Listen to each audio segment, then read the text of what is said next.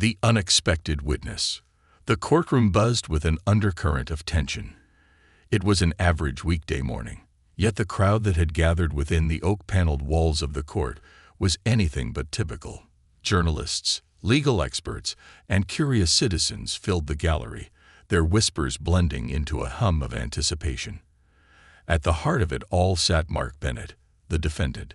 His once proud shoulders now slumped under the weight of accusations that could ruin his life. He faced charges of embezzling over $1 million from the charity he had spent decades building, a charity that had transformed countless lives, including his own.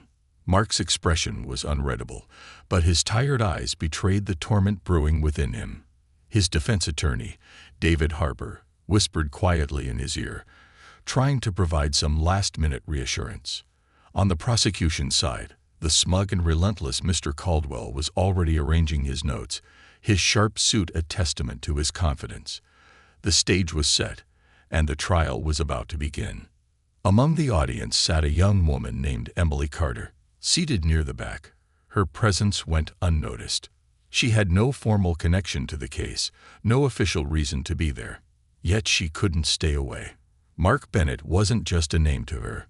He was a symbol of hope. Growing up in a struggling neighborhood, Emily had watched Mark's charity lift families out of poverty, hers included.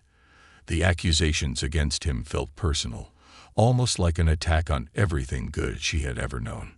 The courtroom came to order as the judge, a stern woman with a reputation for no-nonsense proceedings, entered and took her seat. Her gavel struck the wooden block, silencing the murmurs that had filled the room.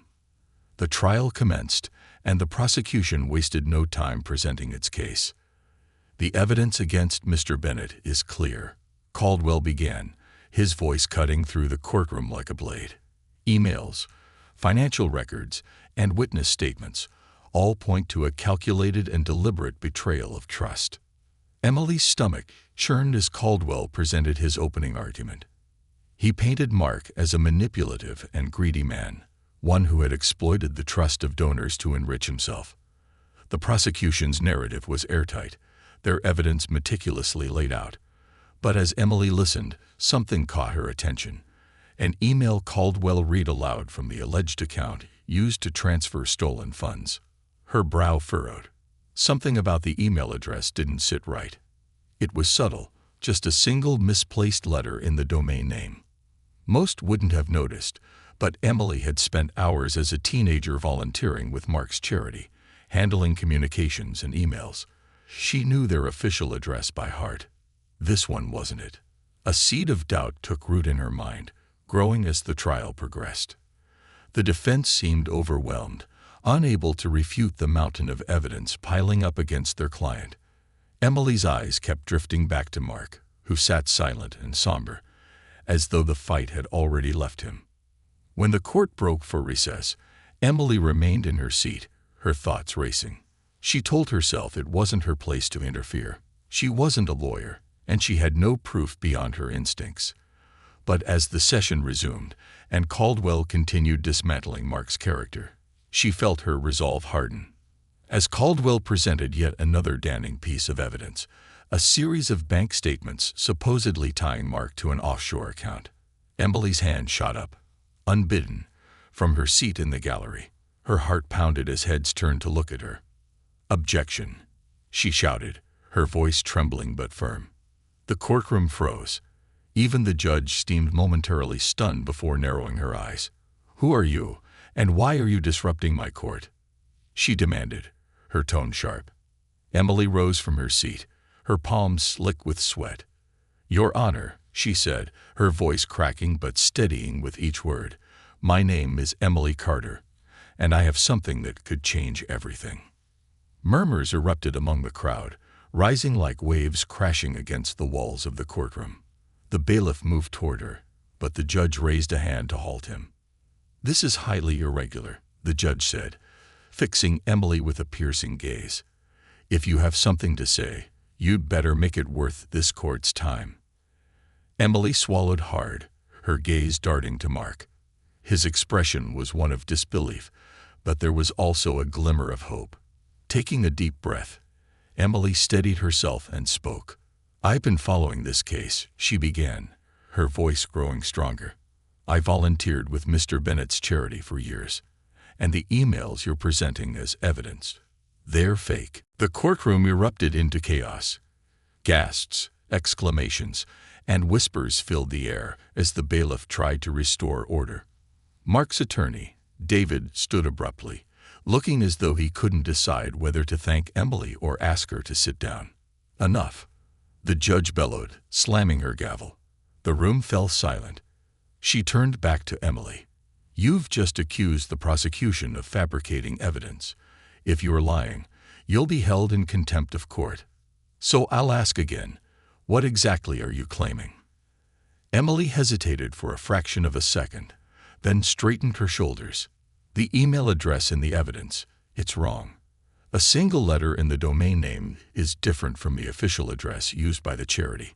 It's subtle, but it means the emails didn't come from Mr. Bennett." The judge's eyes narrowed, her expression unreadable. She turned to Caldwell. "Mr. Caldwell, do you have a response to this claim?" Caldwell bristled, his composure cracking for the first time. "Your Honor, this is absurd. This woman isn't a witness. She has no standing to make these accusations." "Perhaps not," the judge replied, her tone icy. "But this court will not overlook potential flaws in the evidence. Miss Carter, you will remain here while we investigate your claim." As the judge called for a recess, Emily sank back into her seat, her heart racing. She had no idea what the consequences of her actions would be, but one thing was clear. She had just set into motion something far bigger than herself. The truth was now in motion, and there was no turning back. The ripple effect of truth. The courtroom remained in a state of shock, even after the recess was called. Emily sat quietly at the back, the adrenaline from her bold interruption still coursing through her veins. She could feel the weight of countless eyes on her, a mix of curiosity, skepticism, and even admiration. Mark Bennett hadn't spoken to her directly yet, but she'd noticed the way his weary gaze kept flicking toward her, as if she'd thrown him a lifeline in the middle of an unforgiving sea. David Harper, Mark's defense attorney, approached her during the break, his expression a blend of relief and urgency. He carried a legal pad in one hand, his pen clicking nervously in the other. "Miss Carter," he said, his voice low enough to avoid drawing unnecessary attention, "I don't know what compelled you to speak up, but thank you. If you're right about this email discrepancy, it could change everything." Emily nodded, still feeling the tremors in her hands. "I don't know if it's enough to prove his innocence," she admitted, "but I couldn't just sit there knowing something was wrong." David's brows knitted together, and he leaned in closer. "Do you have any way to substantiate your claim? Any documentation? Any prior knowledge of the charity's official communications that we can use as evidence?" Emily hesitated. She hadn't thought this far ahead. She only had her memories and instincts, but those wouldn't hold up in court.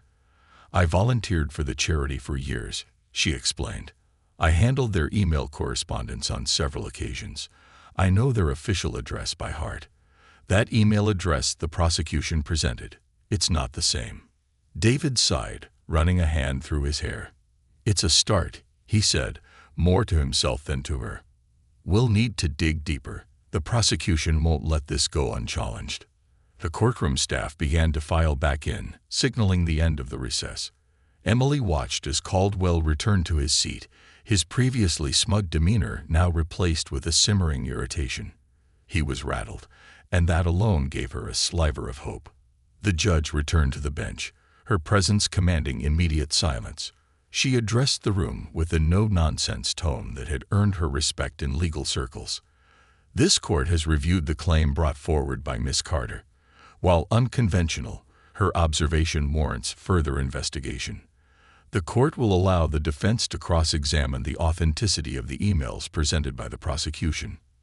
Mr. Caldwell, I trust you will cooperate in providing access to the original documents." Caldwell's jaw tightened. "Of course, Your Honor," he replied, though his tone was anything but cooperative. Emily felt a flicker of vindication, but the battle was far from over. She remained seated as the trial resumed, her presence now a visible thorn in the prosecution's side. Every now and then, Caldwell would glance her way, his expression a mix of irritation and calculation. It was clear that he wasn't used to unexpected disruptions, especially from someone like her, a nobody in the grand scheme of things. The proceedings shifted focus as David Harper began to dismantle the prosecution's case, one careful question at a time. "Mr. Caldwell," he said, his voice steady, "the emails you've presented as evidence, where were they obtained?" Caldwell adjusted his tie, his irritation thinly veiled. "From the defendant's personal server," he replied. "Obtained through a legal warrant." David nodded, his expression neutral. "And were these emails verified by an independent expert to ensure their authenticity?" Caldwell's lips pressed into a thin line. "The prosecution's expert reviewed them thoroughly, yes." David didn't flinch. "Would you agree, then, that if even a minor inconsistency were found in these emails, it would call their validity into question?"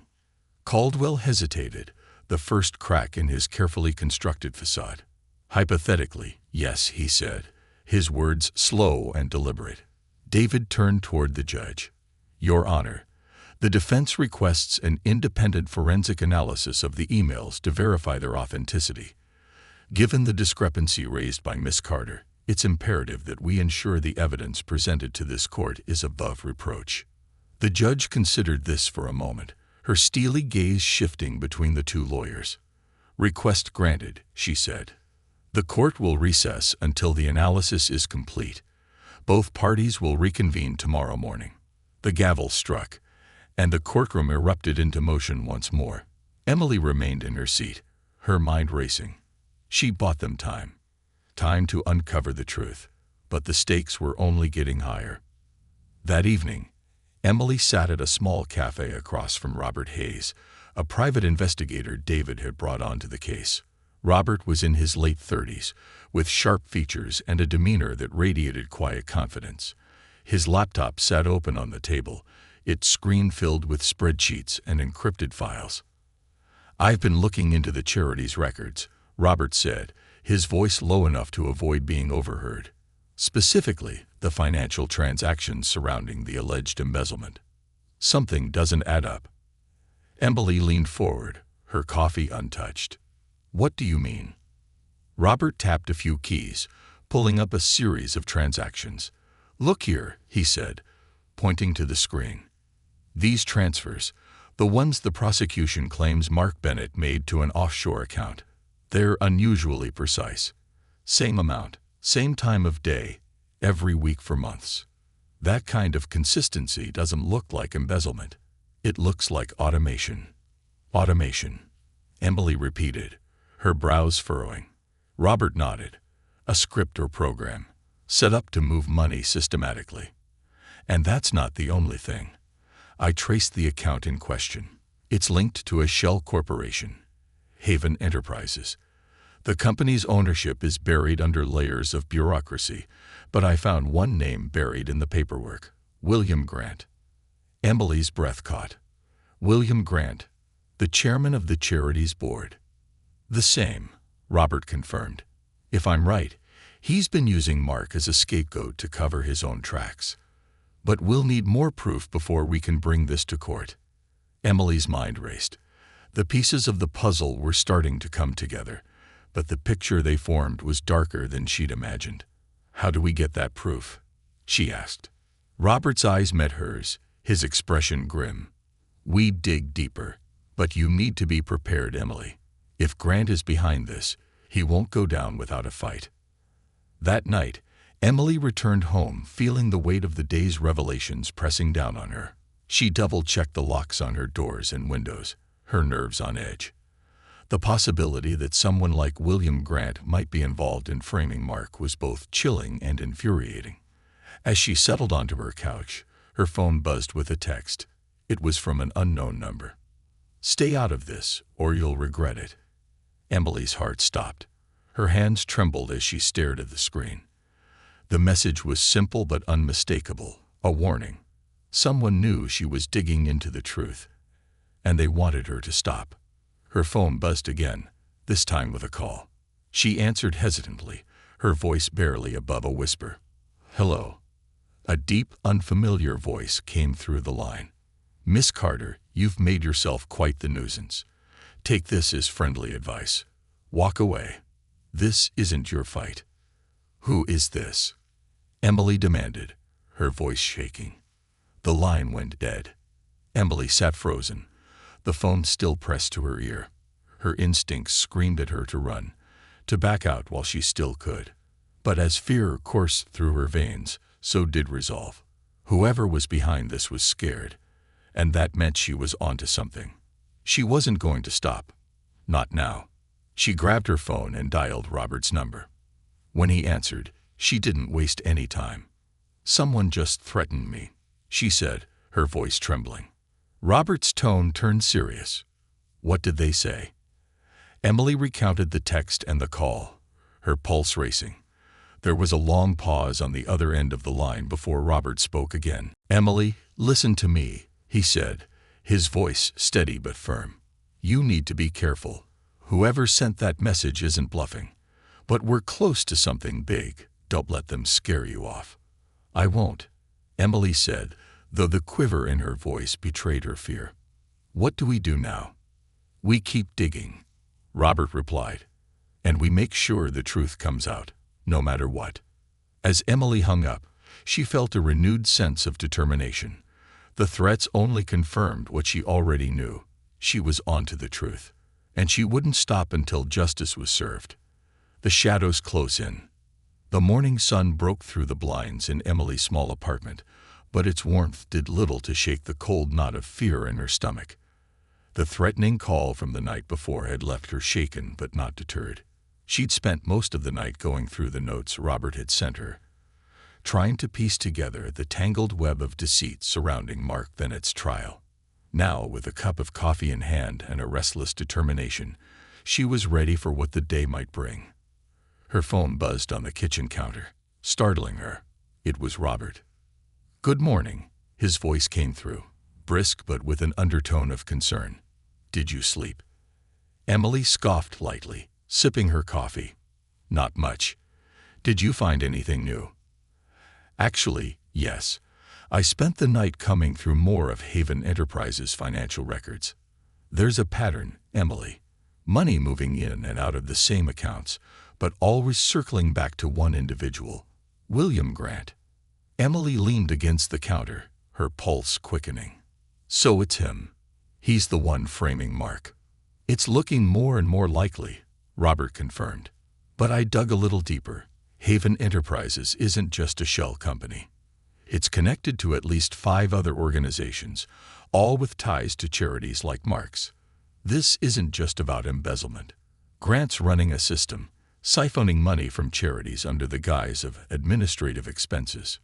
Emily's hand tightened around her coffee cup. "How has no one caught this before?" "He's careful," Robert said. "Every layer of this operation is buried under forged documents and proxy accounts. But we've found enough to make the judge take notice. The question is, are you ready to face whatever comes next? Because if we bring this to court, it's going to get ugly." Emily closed her eyes, exhaling deeply. "I'm ready. We can't let him get away with this." By midday, Emily and Robert met in the courthouse parking lot, their arms full of files and evidence they'd spent the last few days collecting. Robert's demeanor was calm and composed, but Emily could see the tension in his movements. He was carrying not just the burden of their findings, but the risk that came with exposing someone as powerful as William Grant. The courtroom was already abuzz with activity when they entered. Journalists lined the back rows, their pens poised to capture every detail of the case. Emily couldn't help but notice how the atmosphere had shifted since her outburst 2 days earlier. There was an undercurrent of anticipation now, a sense that the truth was just within reach. Mark Bennett sat at the defense table, his hands clasped tightly in front of him. When he saw Emily enter, his expression softened. For the first time, there was a glimmer of hope in his eyes. David Harper, his attorney, was already conferring with the judge, motioning toward the evidence they'd submitted. As the proceedings began, the judge's voice cut through the chatter like a blade. "This court will now reconvene. Mr. Harper, you may proceed." David rose from his seat, his tone steady and deliberate. "Your Honor, the defense has uncovered substantial evidence that challenges the integrity of the prosecution's case. Specifically, we have traced financial records and correspondence linking Haven Enterprises, a shell corporation, to Mr. William Grant, chairman of the charity's board of directors. These records suggest that Mr. Grant has been embezzling funds and fabricating evidence to frame my client." A collective gasp rippled through the courtroom. All eyes turned toward Caldwell, the prosecutor, who sat rigid in his seat. His jaw tightened as he stood to respond. "Your Honor," Caldwell began, his voice laced with irritation, "this is a desperate attempt to divert attention from the defendant's actions. The defense is presenting unverified claims with no concrete proof." David didn't flinch. "That's not true, Your Honor.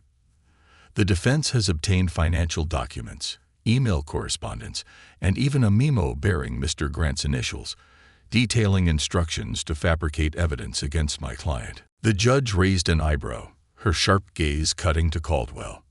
"Mr. Caldwell, do you have any response to these allegations?" Caldwell hesitated, a flicker of uncertainty crossing his face. "Your Honor, the prosecution has not had the opportunity to review these documents. We request additional time to analyze the evidence." The judge tapped her gavel lightly. "You will have until the end of the day to review the evidence. This court will reconvene tomorrow morning for further proceedings. Until then, court is adjourned." The gavel struck, and the room erupted into murmurs. Emily's shoulders sagged with relief, but she knew this was only the beginning. The prosecution wouldn't go down without a fight. That evening, Emily and Robert sat in his cramped office, poring over the evidence once more. The dim light from a desk lamp cast long shadows on the walls, and the faint hum of the city outside was the only sound breaking the silence. "There's one more thing," Robert said, pulling up a document on his laptop. "I found an encrypted server linked to Haven Enterprises. It's where Grant has been storing sensitive files. If we can access it, we might find the final piece of the puzzle." Emily frowned. "Do we even have the time to crack something like that?" Robert smirked, his fingers flying over the keyboard. "Leave that to me." For the next few hours, Emily watched as Robert worked, his expertise in cybersecurity coming to life. The tension in the room was palpable, but she couldn't help but feel a flicker of hope. They were so close. Finally, Robert leaned back, a triumphant grin on his face. "Got it." Emily leaned forward, her eyes scanning the screen. The files contained a treasure trove of information: financial records, fabricated evidence, and correspondence that left no doubt about Grant's guilt. One email in particular caught her attention. "It's from Caldwell," Emily said, her voice trembling with disbelief. "He's been colluding with Grant." Robert's expression darkened. "That explains why he's been so aggressive in pushing this case.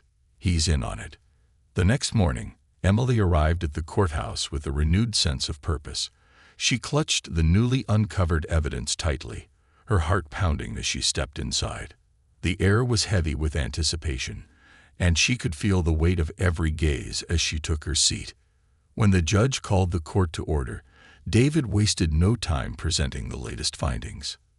"Your Honor," he began, his voice steady but firm, "the defense has uncovered additional evidence that not only implicates William Grant, but also reveals collusion between Mr. Grant and the prosecution." The courtroom erupted into chaos. Caldwell shot to his feet, his face flushed with anger. "Your Honor, this is preposterous. The defense is grasping at straws." The judge slammed her gavel, silencing the room. "Mr. Harper, you may proceed." David stepped forward, holding up a series of emails. These correspondences, retrieved from an encrypted server, showed direct communication between Mr. Grant and the prosecution. They detail a coordinated effort to frame my client and divert attention from Mr. Grant's embezzlement. The judge's expression hardened. "Mr. Caldwell, do you have an explanation for this?" Caldwell stammered, his composure unraveling. "Your Honor, these emails are fabricated. They can't be trusted." Robert Hayes stood from his seat in the gallery. "Your Honor, I personally retrieved these files from the server. They are authentic and can be verified by an independent expert." The judge nodded. "Then that is exactly what we will do. This court is adjourned until the evidence is verified." As the gavel struck, Emily felt a wave of vindication. They had exposed the truth, but the fight was far from over.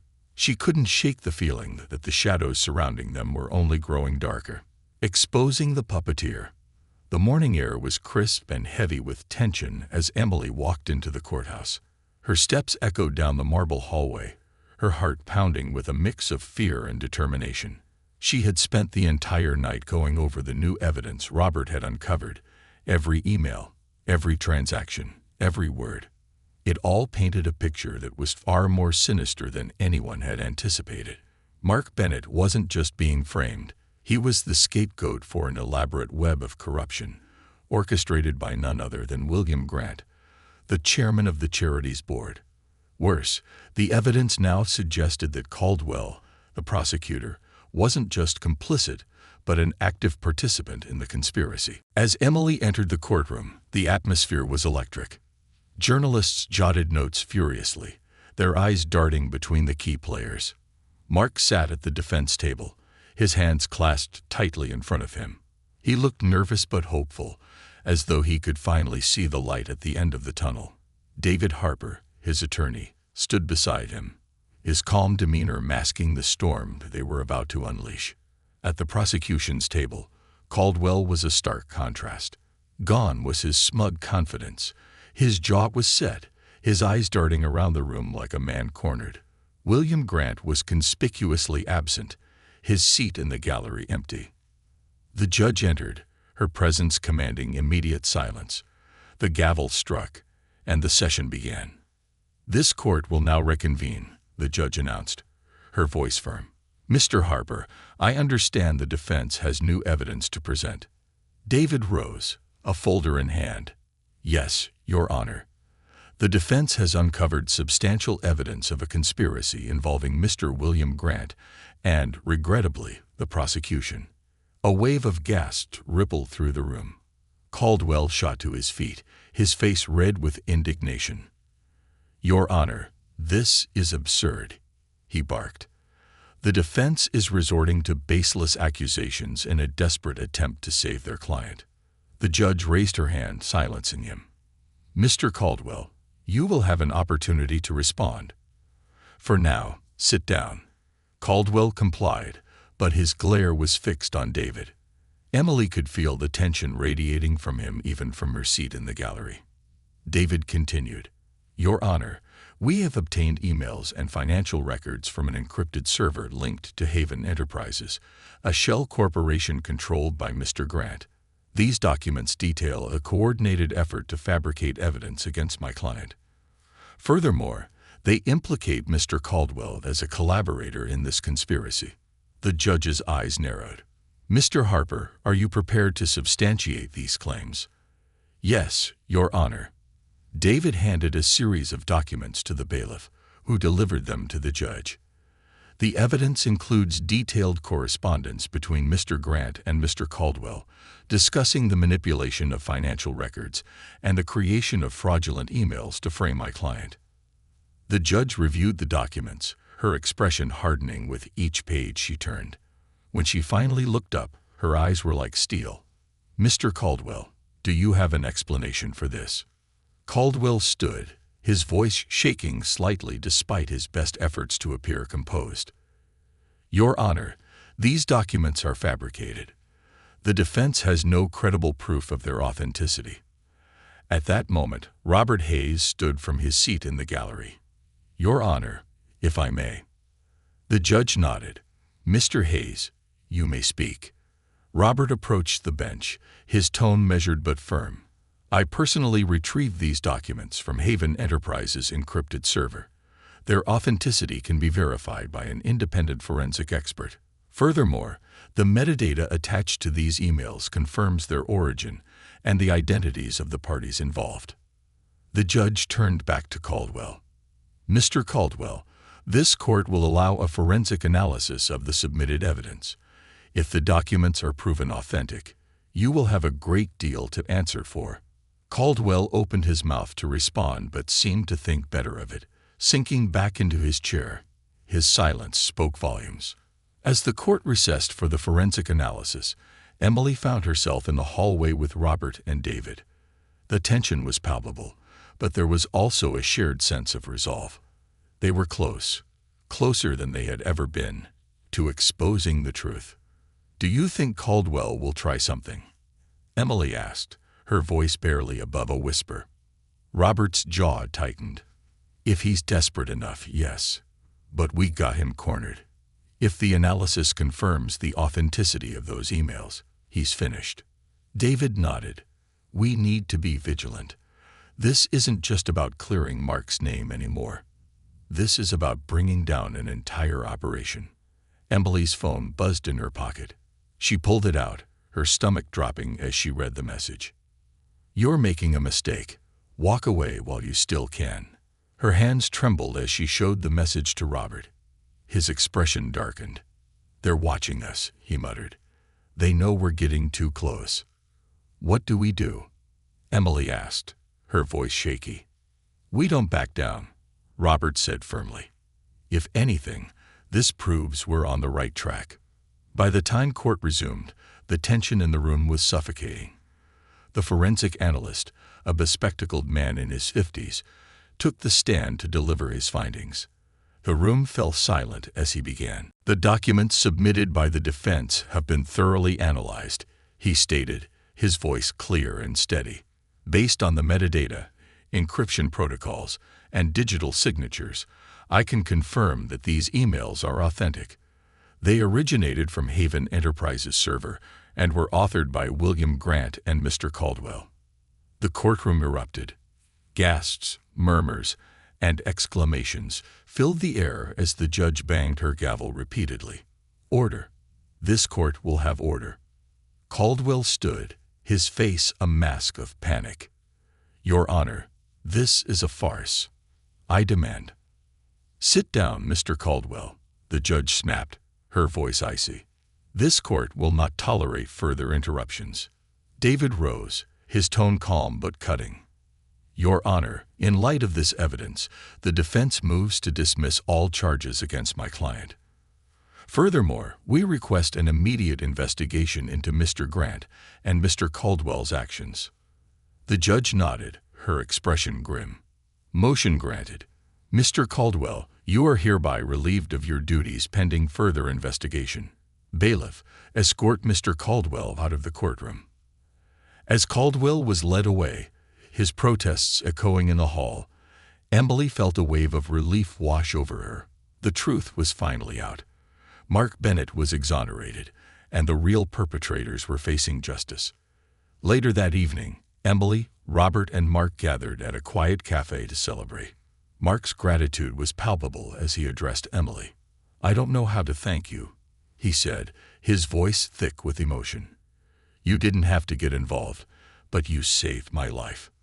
Emily smiled, her own eyes misting. "I couldn't stand by and let them ruin you. You've done so much good for so many people, including me. It was the least I could do." As the night wore on, they shared stories and laughter, the weight of the past weeks finally lifting. But deep down, Emily knew this wasn't the end. There were still questions to be answered, still shadows lingering in the corners of the truth they had uncovered. And she wasn't done fighting. Not yet. A web of deception. The euphoria of Mark Bennett's exoneration was short-lived. By the next morning, the media frenzy surrounding the case had reached a fever pitch. Headlines screamed of corruption, collusion, and the fall of a once revered prosecutor. William Grant's name was plastered across every screen, and his sudden disappearance had only fueled speculation about the depth of his crimes. Emily watched the news from her small apartment, her emotions a tangle of relief and unease. She had helped expose the truth, but the lingering threat of Grant's influence loomed large. Her phone buzzed incessantly with messages, some from journalists seeking a statement, others from strangers who had somehow found her number. The most chilling, however, were the anonymous warnings. "You should have stayed out of it. This isn't over." She tried to brush them off, but the tension in her chest wouldn't ease. As she prepared to leave for a meeting with Robert and David, she double-checked the locks on her windows and doors. It was becoming a habit now, born out of necessity rather than paranoia. The courthouse was quieter than usual when Emily arrived. The chaos of the trial had given way to the slow grind of bureaucratic cleanup. Robert was waiting for her in the lobby, his face drawn with fatigue, but his eyes sharp as ever. "Anything new?" Emily asked as she approached. Robert nodded grimly. "Grant's disappearance isn't sitting well with anyone. He had too much power, too many connections. People are scared of what he might do now that he's gone underground." Emily swallowed hard.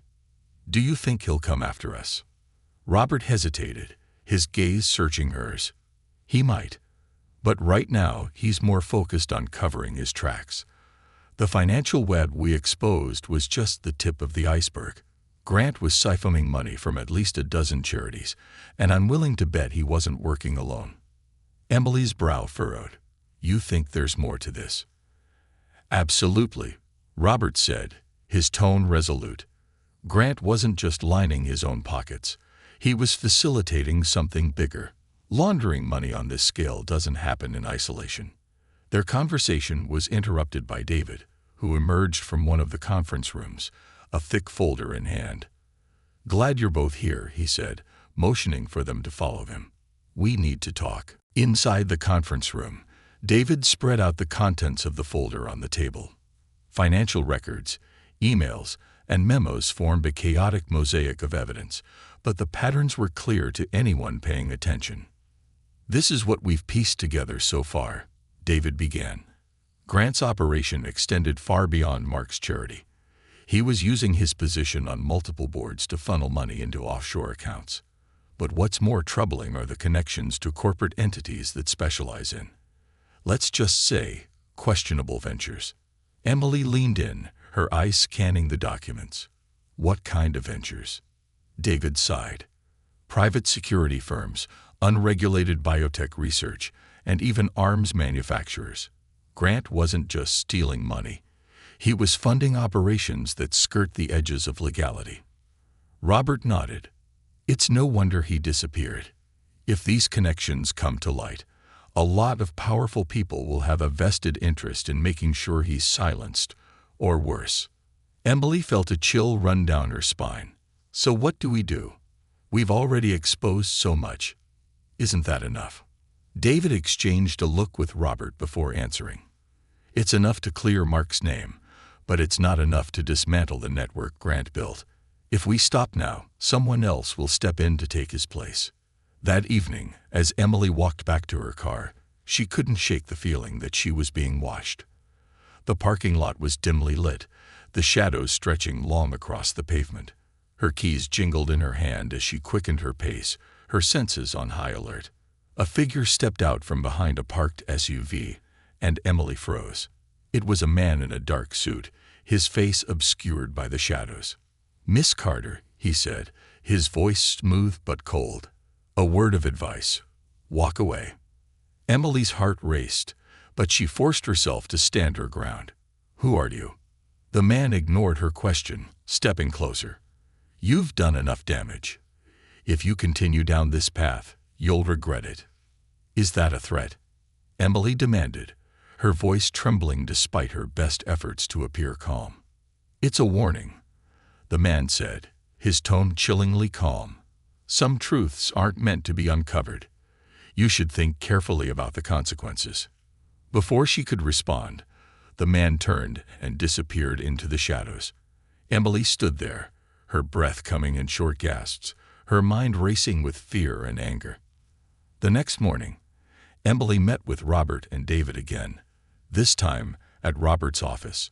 She recounted the encounter, her voice shaky but resolute. "They're trying to scare us," she said. "They want us to back off." Robert's expression hardened. "Which means we're getting close to something big. Whoever sent that man knows what's at stake." David leaned forward, his tone serious. "Emily, you need to be careful. Grant may be gone, but his allies are still out there. If they feel cornered, they won't hesitate to take drastic measures." "I know," Emily said, her voice firm. "But I'm not backing down. We've come too far to stop now." Over the next few days, Emily, Robert, and David worked tirelessly to piece together the full extent of Grant's network. They followed the money trails, uncovered hidden accounts, and traced connections to high-ranking officials and corporations. The deeper they dug, the clearer it became that Grant's operation was part of a much larger web of corruption. As they prepared to present their findings to the authorities, the threats against them escalated. Emily received more anonymous messages, each one more chilling than the last. Robert's office was broken into, his files ransacked. And David was followed home one night, the tires on his car slashed as a warning. But none of it deterred them. If anything, it strengthened their resolve. They knew they were up against something far bigger than they had anticipated, but they also knew they couldn't turn back now. The day they handed over their evidence to federal investigators, Emily felt a sense of both relief and dread. They had done everything they could to expose the truth, but the battle wasn't over. The people Grant had worked with, the ones who had enabled and benefited from his crimes, weren't going to go down without a fight. As she left the investigator's office, Emily felt a renewed sense of purpose. She had started this journey to clear Mark Bennett's name, but it had become so much more. She had uncovered a system of corruption that preyed on the vulnerable, and she wasn't going to stop until it was dismantled completely, no matter the cost. Emily's sense of relief after handing over the evidence didn't last long. As she drove back home, she couldn't shake the feeling that her every move was being watched. The streets felt quieter than usual, the hum of her car engine the only sound breaking the silence. When she glanced at her rearview mirror, she noticed a black sedan, a few cars behind her. It wasn't close enough to seem suspicious at first, but when she changed lanes twice and the car followed, her stomach clenched. Her hands tightened on the steering wheel as she tried to stay calm. Maybe it was just a coincidence, but the steady hum of paranoia had been growing louder ever since the threats began. She decided to test her theory and made a sharp right turn at the last second. The black sedan followed. Adrenaline surged through her veins. This wasn't coincidence. She was being followed. She quickly dialed Robert, her voice tight with panic. "Robert, someone's following me." "Where are you?" he asked, his voice immediately alert. "Heading south on Maple. Black sedan, a few cars back," she said, glancing at her mirror again. The car hadn't made any move to pull back or pass her. It was just there, menacing in its silence. "Okay, listen," Robert said, his voice steady. "Don't go home. Head to a public place, somewhere crowded. I'll meet you there." "Got it," Emily said, her heart pounding. She spotted a shopping plaza up ahead and turned sharply into the parking lot. The sedan hesitated at the entrance, but didn't follow her in. It idled at the curb for a moment before speeding off down the road. Emily parked her car near the entrance of a bustling cafe, her hands trembling as she pulled out her phone to text Robert her location. She sat there for a few minutes, trying to calm her racing thoughts, but the sense of unease lingered. Robert arrived within 10 minutes, parking his car next to hers. His face was grim as he stepped out and scanned the area before motioning for her to follow him into the cafe. They found a quiet corner table, and Robert wasted no time getting to the point. "Did you get a good look at the driver?" he asked. Emily shook her head. "No, the windows were tinted, but they were definitely following me." Robert leaned back, running a hand through his hair. "It's not surprising. Grant's people know we handed over the evidence. They're probably scrambling to figure out what else we know." Emily's voice was barely above a whisper. "Do you think they'll try to hurt us?" Robert met her gaze, his expression unreadable. I think they want to scare us first, make us second-guess ourselves. But if we keep pressing, they might escalate."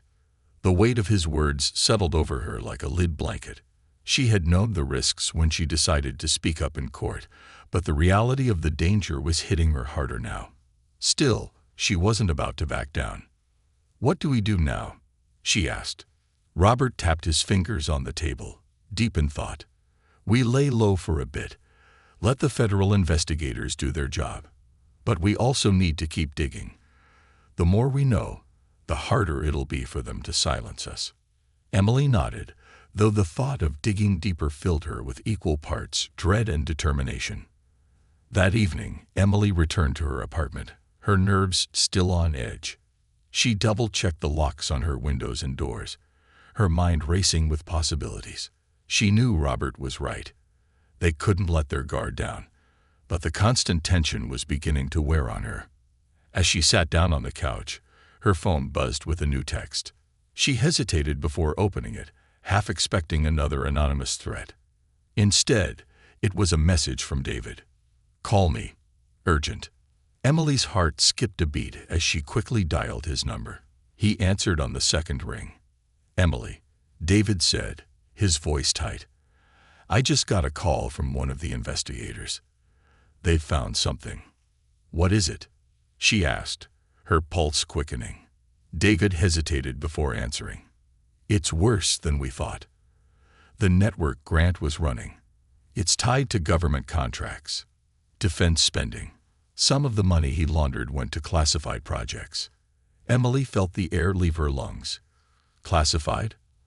Are you saying this goes all the way to the government?" "Yes," David said. "And if that's true, the people protecting Grant aren't just corporate allies. They might include government officials." Her mind reeled at the implications. This wasn't just a criminal enterprise. It was a machine fueled by power and greed, with roots that ran far deeper than she'd ever imagined. "What do we do now?" she asked, her voice shaking. David's response was calm but resolute. "We keep going. But Emily, you need to be careful.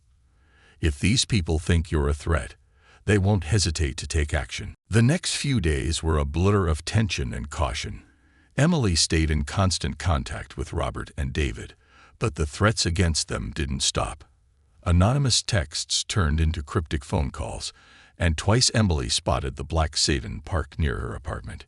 Each time, it disappeared before she could get a closer look. Robert, meanwhile, had taken precautions of his own. He moved his work to a secure location, using encrypted networks and firewalls to protect their findings. But even with all their precautions, they knew they were walking a dangerous line. One night, as Emily was preparing for bed, she heard a faint sound outside her window. Her heart leaped into her throat as she grabbed her phone and moved cautiously toward the curtain. When she peeked outside, she saw nothing but the empty street below. But the sense of being watched lingered, and as she lay in bed, staring at the ceiling, she couldn't shake the feeling that the shadows were closing in. The reckoning. Emily woke before dawn, her heart already racing with a mix of dread and determination. The events of the past weeks had taken their toll. Sleepless nights, constant fear, and the ever-present threat of retaliation from the powerful forces she and her team had uncovered. But today was different.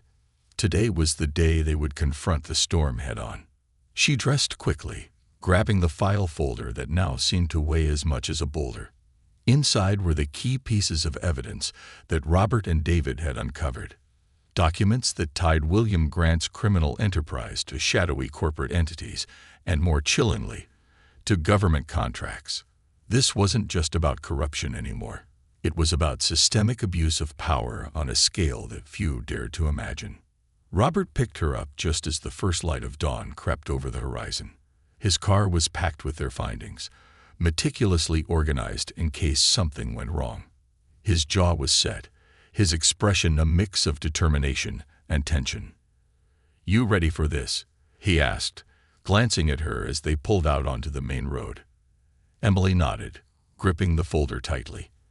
"I don't think I've ever been ready for any of this, but I'm not stopping now." The federal courthouse was already buzzing with activity when they arrived. Journalists crowded the steps, their cameras flashing as Emily and Robert made their way inside. The atmosphere was electric, a mix of anticipation and tension that felt almost suffocating. Inside, David was waiting for them, his usual calm demeanor now tempered by an edge of urgency. "The investigators are reviewing everything we've sent over," he said, "but they want us to testify today. They think it's the only way to push this case forward before Grant's allies can bury it." Emily's stomach twisted at the thought of testifying, but she knew it was inevitable. The truth had to come out, no matter the cost. The hearing began promptly. The judge presiding over the case, a stern woman with sharp eyes and a reputation for cutting through legal theatrics. She wasted no time bringing the court to order, her voice cutting through the murmurs in the room like a blade. "This hearing is to address allegations of systemic corruption and the misuse of charitable funds tied to the defendant, William Grant," she announced. "The court will hear testimony from key witnesses and review evidence submitted by federal investigators." Emily was called to the stand first. Her heart pounded as she walked to the front of the courtroom, every eye in the room fixed on her. She took the oath, her voice steady despite the nerves coiling in her stomach, and sat down. David approached her, his tone calm but purposeful. "Miss Carter, can you tell the court how you became involved in this case?" Emily took a deep breath, forcing herself to meet his gaze. "I was in the courtroom when Mark Bennett's trial began. I didn't know him personally, but I'd followed his charity's work for years. When I saw the evidence being presented against him, something didn't feel right." David nodded. "And what did you notice about the evidence?" "There was a discrepancy in the emails the prosecution used to accuse Mark," Emily explained. "The email address didn't match the charity's official domain. It was a small typo, but it was enough to raise red flags." David handed a copy of the emails to the judge. "Your Honor, these emails were later confirmed to be fabricated, part of a larger scheme orchestrated by William Grant to frame Mr. Bennett." The judge examined the documents, her expression unreadable. "Continue, Mr. Harper." David turned back to Emily. "Miss Carter, what happened after you brought this discrepancy to the court's attention?" Emily recounted the events, the threats, the surveillance, and the discovery of Grant's extensive network of shell corporations. Her voice shook at times, but she pushed through, determined to make every word count. When David finished his questioning, the prosecutor, Grant's replacement after Caldwell's disgrace, stood up. His tone was measured, but there was an edge of skepticism in his voice. "Miss Carter, you've claimed that William Grant orchestrated a criminal enterprise involving multiple charities and government contracts. Do you have any direct evidence to support this?" Emily hesitated for a fraction of a second before answering. "Yes. The documents we submitted to federal investigators include financial records, encrypted emails, and a memo signed by Grant himself, detailing the scheme." The prosecutor arched an eyebrow. "And how did you obtain these documents?" "I worked with Robert Hayes, a private investigator," Emily replied. "He was able to access an encrypted server linked to Haven Enterprises, one of Grant's shell corporations." The prosecutor nodded, seemingly satisfied. No further questions. As the hearing continued, Robert took the stand, followed by the federal investigators who had reviewed their findings. Each testimony added another layer to the damning case against Grant, painting a picture of a man who had exploited his position of trust to build a network of greed and corruption. But it was the final piece of evidence that left the courtroom in stunned silence. David approached the bench with a USB drive in hand. "Your Honor, this drive contains a video file recovered from Grant's personal server. It is a recorded meeting between Grant and several of his associates, discussing their plans to divert funds from Mark Bennett's charity." The judge allowed the video to be played, and the courtroom watched as Grant's face appeared on the screen. His voice was calm, almost casual, as he outlined the scheme in chilling detail. It was the smoking gun they had been waiting for. By the time the hearing adjourned, the weight of what they had uncovered was clear. The evidence was overwhelming. the testimonies damning. Grant's empire was crumbling, and his allies were being dragged into the light one by one. Outside the courthouse, the media swarmed, shouting questions and flashing cameras in their faces. But Emily didn't stop to answer. She was exhausted, emotionally and physically, and all she wanted was to breathe. Robert and David joined her on the courthouse steps, their expressions a mix of relief and weariness. "You did good, Emily," Robert said, his voice quiet but firm. "Better than good." David nodded. "This isn't over yet, but we've struck a blow they won't recover from." Emily managed a small smile, the weight on her shoulders lifting slightly. For the first time in weeks, she felt a glimmer of hope. The fight wasn't over, but the tide had turned. They had exposed the truth, and nothing would ever be the same again. That night, as Emily sat in her apartment, the silence was deafening. She thought about everything that had happened, the risks they had taken, the lives they had upended, the shadows they had confronted. And she realized something. She wasn't afraid anymore. The darkness no longer seemed so impenetrable. Together, they had shone a light into the deepest corners of corruption, and though the fight was far from finished, they had proven that even the most entrenched power could be challenged. For the first time in what felt like forever, Emily allowed herself to close her eyes and drift into a peaceful sleep, knowing that justice was finally within reach.